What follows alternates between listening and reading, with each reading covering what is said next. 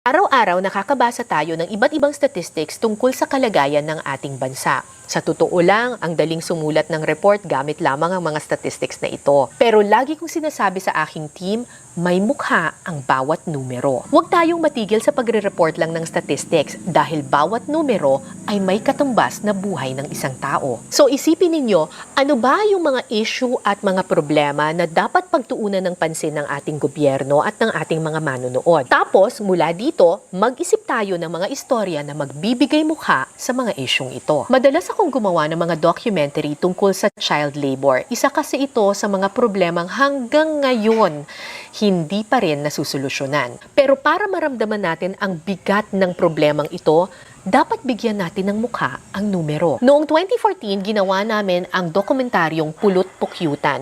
Tungkol ito sa mga bata sa Abra na umaakyat ng bundok para kumuha ng pulot o honey mula sa kagubatan. Dito ko nakilala ang magkapatid na Charlie at Adrian Bangayen. Sinusuong nila ang panganib kahit na makagat pa sila ng mga bubuyog para lang makakuha ng honey at maibenta ito sa bayan. Pero nakikita ninyo nagliliparan na yung mga bubuyog.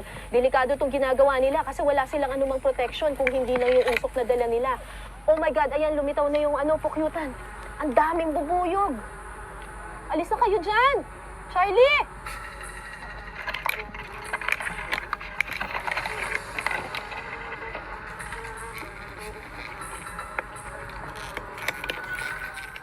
Yung perang nakukuha nila mula sa pagbebenta ng honey ang ginagamit nilang pangbaon sa eskwelahan. Si Charlie at Adrian ay dalawa lamang sa mahigit 2 milyong child laborers sa ating bansa. Isipin nyo na lang kung tinrato lang natin silang parang statistics lamang, di para na rin nating binaliwala yung kanilang pagsisikap at kanilang paghihirap. If we truly want to be part of the solution, let's go beyond the numbers, let's go beyond the statistics. Himayin natin ang mga issue at bigyan ng mukha ang bawat numero.